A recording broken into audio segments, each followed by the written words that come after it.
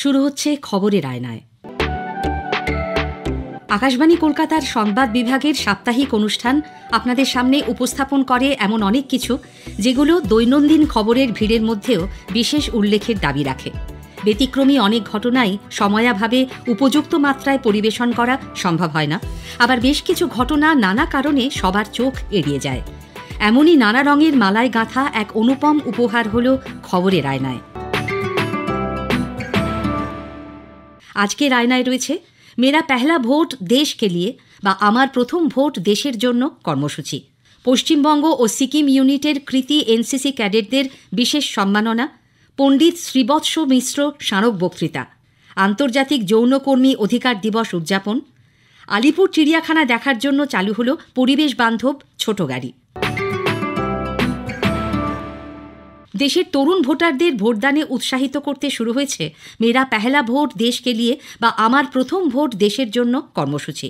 প্রধানমন্ত্রী নরেন্দ্র মোদী সম্প্রতি তাঁর মন কি বাত অনুষ্ঠানে দেশের তরুণ ভোটারদের অনেক বেশি সংখ্যায় গণতান্ত্রিক অধিকার প্রয়োগে এগিয়ে আসার আবেদন জানিয়েছিলেন। এই উদ্যোগে সামিল হয়ে কেন্দ্রীয় তথ্য ও সম্প্রচার মন্ত্রী অনুরাগ সিং ঠাকুর সমাজ মাধ্যমে একটি গানও শেয়ার করেছেন।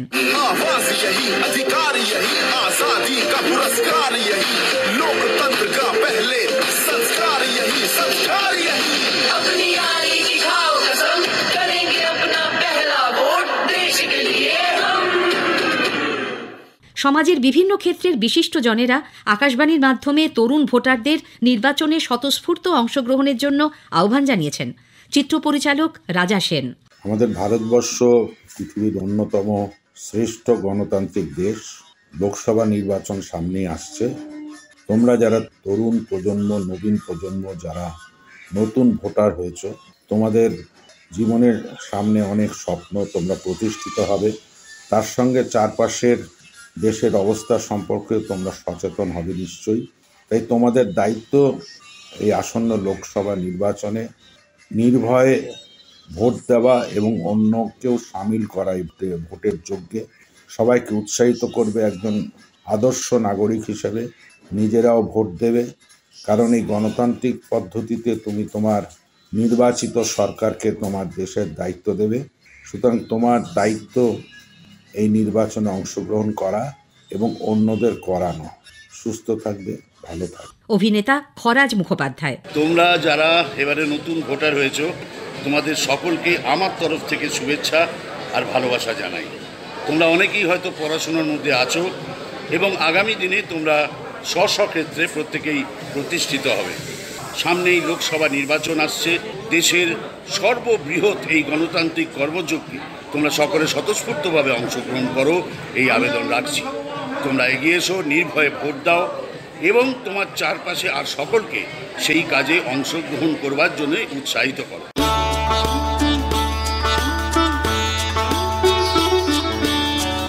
যুব প্রজন্মকে সামরিক প্রশিক্ষণে উৎসাহিত করতে ন্যাশনাল ক্যাডেট কোর এনসিসি বিশেষ উদ্যোগ নিচ্ছে।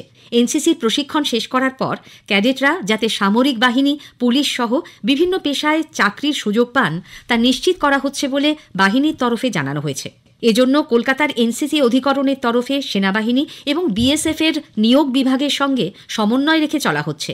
এনসিসির মহানির্দেশক লেফটেন্যান্ট জেনারেল গুরবীর পাল সিং গত সপ্তাহে পশ্চিমবঙ্গ ও সিকিমের বিভিন্ন এনসিসি ইউনিট পরিদর্শন করে বাহিনীর কাজকর্মের অগ্রগতি পর্যালোচনা করেন।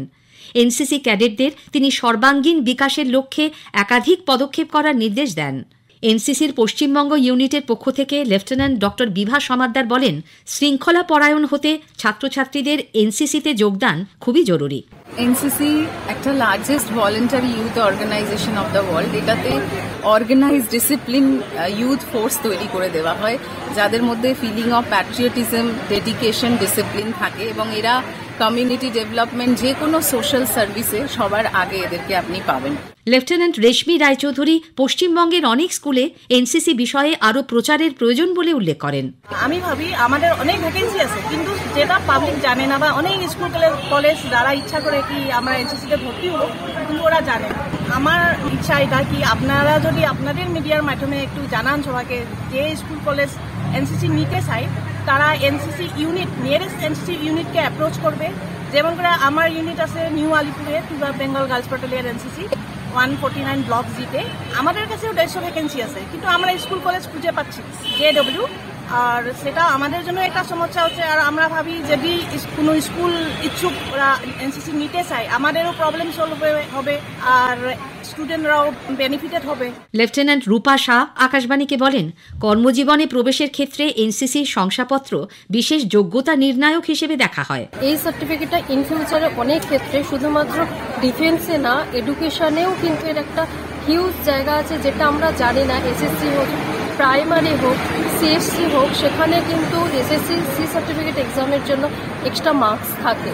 আর এছাড়া আপনি বিভিন্ন প্রাইভেট সেক্টরে যান, সেখানেও কিন্তু এনসিসির জন্য আলাদা রিজার্ভ থাকে। আমি সব ক্ষেত্রে বলছি না, কিন্তু কিছু কিছু ক্ষেত্রে কিন্তু ক্রাইটেরিয়া থাকে। আর এছাড়া আপনি বিভিন্ন যদি গভর্নমেন্ট জবে, দিল্লি পুলিশের সার্টিফিকেট যাদের কাছে আছে তাদের এক্সট্রা 10 মার্কস, এটা কিন্তু অনেকেই জানে না।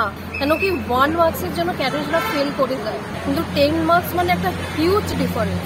আমি পেরেন্টসদের কাছে রিকোয়েস্ট যে অন্তত বাচ্চাদেরকে এনকারেজ করে, তাহলে বাচ্চারাও আসবে। আমার মনে হয় না যে এনসিসি ক্যাডেটস যারা আছে সি এক্সাম কোয়ালিফাই করার পরে কেউ বাড়িতে বসে আছে। কলকাতা ময়দানে এনসিসির ক্লাব হাউসে তরুণ ক্যাডেটদের উৎসাহিত করতে লেফটেন্যান্ট জেনারেল গুরবীর পাল সিং কয়েকজন কৃতী ক্যাডেটকে পুরস্কৃত করেন। তাদের কথায় ধরা পড়ল এনসিসি নিয়ে উৎসাহের ছবি। আমি সিওভিটা De, 3rd year Shibnath Shastri College, Calcutta University, BCom honours, West Bengal and Sikkim থেকে। গত 3 বছর ধরে আমি এনসিসি করছি সিনিয়র উইংয়ে। একটাই জিনিস শিখেছি যে হার কখনো মেনে নিলে চলবে না। একটা যদি হারলে নেক্সটের জন্য যেন আরও কঠিনভাবে ওই যেখানে ফেলিয়ার হয়েছি সেই ফেলিয়ারটা কেন হয়েছি রিজন খুঁজে ওটার জন্য আবার উঠে দাঁড়াতে হবে। এই ডিজি কমেন্ডেশন যেটা আমি আজকে পেয়েছি, it is one of the highest awards. এটার পাওয়ার পরে আমাদেরকে আরও জোশ দিচ্ছে যে আমরা যেন আগে আরও আর্মিতে জয়েন করি। This is cadet senior under officer Lakshmi Sharma. আমি ওয়েস্ট বেঙ্গল সিকিম ডাইরেক্টরেট থেকে কোলসি গ্রুপ 1 বেঙ্গল গার্লস ব্যাটালিয়ন থেকে আমি মেডেলিয়ান পেয়েছি ফ্রম ডিজি। এনসিসি আমাকে স্টার্টিং থেকে অনেক মোটিভেট করছে, আর এই ডিজি মেডালিয়নের পরে একটা ক্যাডেটের ভেতরে আরও ইন্টারেস্ট এসছে যে ও আর কি আর্মড ফোর্সেস জয়েন করতে পারে। এবং সবাইকে আমি বলতে চাই যে এনসিসি তারা জয়েন করুক, বিকজ সেটা ওদের লাইফে অনেক কিছু টিচ করবে। আর তোমাদের ভেতরে যা কোয়ালিটিস আছে you can find it out. I am senior cadet captain Upasana Roy, আর আমি একটা নেভাল উইংয়ের ক্যাডেট। খুব প্রাউড মোমেন্ট এটা একটা, মানে ডিজি কমেন্ডেশন জেতার, কারণ আমার ইউনিটে বা ওয়েস্ট বেঙ্গলের নেভির 2006-এর পর আমি একটা ক্যাডেট পাচ্ছি। এটা ওয়েস্ট বেঙ্গলের নেভির জন্য খুব একটা বড় ব্যাপার। আমি senior under officer Sharmistha Jana, আমি West Bengal and Sikkim director কোল বি, এয়ারফোর্স এনসিসি, বাড়ি বাগনান। এটা অনেকটা proud moment, feel proud seriously. Indian হয়ে এনসিসি জয়েন করাটা একটা ফার্স্ট মিলিটারি স্টেপ নেওয়া, তো দে শুড জয়েন।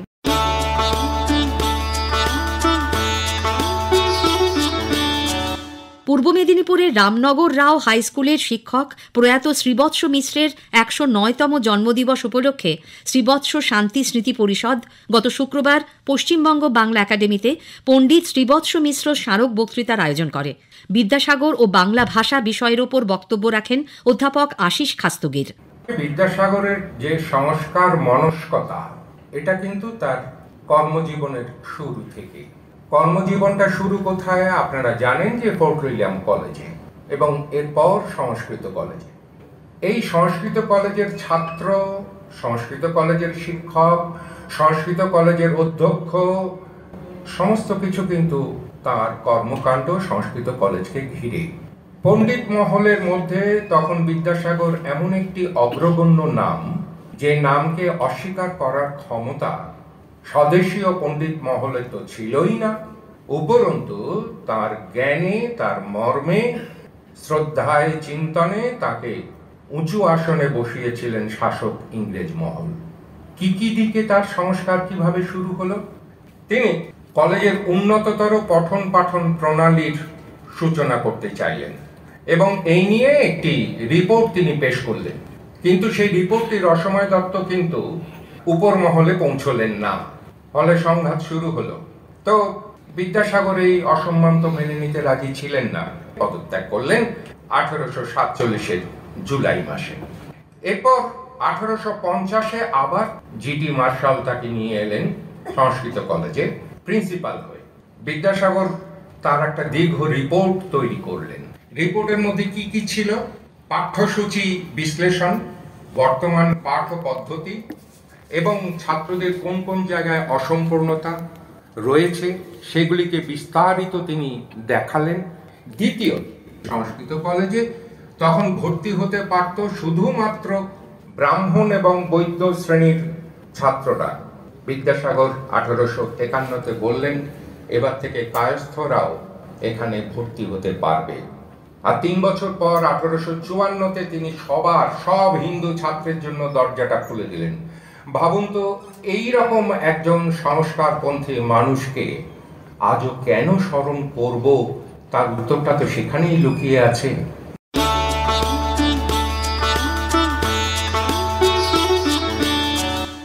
24তম আন্তর্জাতিক যৌনকর্মী অধিকার দিবস উদযাপিত হল গত রবিবার।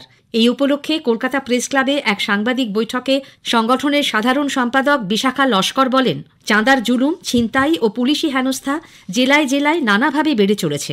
পুলিশি অভিযানের সময় যৌনকর্মীদের অকারণে গ্রেপ্তার ও হেনস্থা করা হচ্ছে, যা অবিলম্বে বন্ধ হওয়া উচিত। প্রায় 30 বছরের লড়াই দুর্বারে যে যৌনকর্মী একজন কর্মী, তার কর্মী হিসেবে স্বীকৃতি দেওয়া হোক। সেই জায়গাটা যখন আমরা প্রত্যেকটা অন্যায় অত্যাচারের হাত থেকে বাঁচব, তখন কিন্তু আমরা ভাববো আমাদের যে আশা বা এতদিনের যে চাহিদা, সেটা আমরা কিন্তু সমাজ বা সরকারের কাছ থেকে পাচ্ছি। বৈঠকে যৌনকর্মী সন্তানদের সংগঠন আমরা পদাতিকের সম্পাদক সঙ্গীতা পাল যৌন পেশাকে শ্রমতালিকার অন্তর্ভুক্ত করার দাবি জানান। শৈশব থেকেই আমরা যেভাবে আমাদের মায়েরা লাঞ্ছিত, অপমানিত, শোষিত হয়েছে, সেই একই রকম শিকার কিন্তু আমরাও হয়েছি, যে আমরা কিন্তু আলাদা নই। পাড়াতে বাড়িওয়ালার অত্যাচার যে কোনো সময় বাড়িওয়ালা মায়েদেরকে বার করে দিতেন, কারণ তারা নোংরা পেশা করে এই বলে।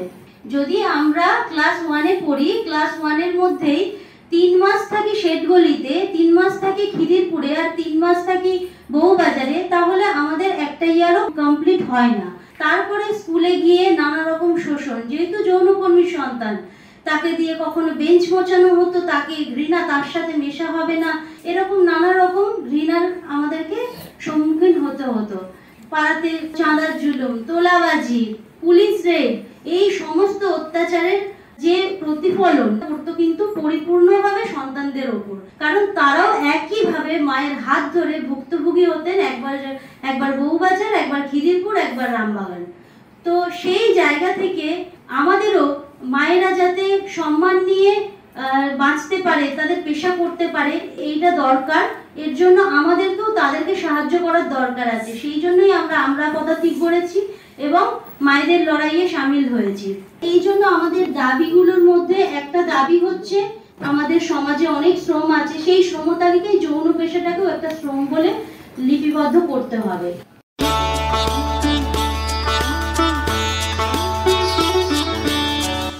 আলিপুর চিড়িয়াখানা ঘুরে দেখতে চলতি মাসের প্রথম দিন থেকে চালু হলো ব্যাটারি চালিত ছোট গাড়ি। আলিপুর চিড়িয়াখানার নির্দেশক শুভঙ্কর সেনগুপ্ত আকাশবাণীকে বলেন, 10টি পরিবেশ বান্ধব গাড়ি প্রাথমিকভাবে পরিষেবা দেওয়া শুরু করেছে। ভিজিটের সুবিধার জন্য এই ব্যাটারি অপারেটেড ভেহিকল গুলো চলছে। এখানে প্রতিদিন সকাল 9:30 থেকে বিকেল 4টে পর্যন্ত টিকিট পাওয়া যাচ্ছে। 1 ঘন্টা চড়ার জন্য পার সিট হচ্ছে 100 টাকা। এটা গাইডেড ভিজিট, তার কারণ সাথে আমাদের যে ড্রাইভার থাকছে তারা প্রত্যেকটা এনক্লোজারে নিয়ে গিয়ে এখানকার সম্বন্ধে আগে বলে দিই। আমরা খাতায় কলমে যা দেখতে পাচ্ছি যে 150 বছর আগে 1895-96 সালে এখানে কলকাতা শহরে এটা একটা that was also part of adventure, যে লোকে কোনো জায়গা থেকে বেলুনে চড়ে আলিপুর চিড়িয়াখানার উপরে এসে তারপর প্যারাসুটে করে নামতেন, এসে তারপর তারা দেখতে পারতেন।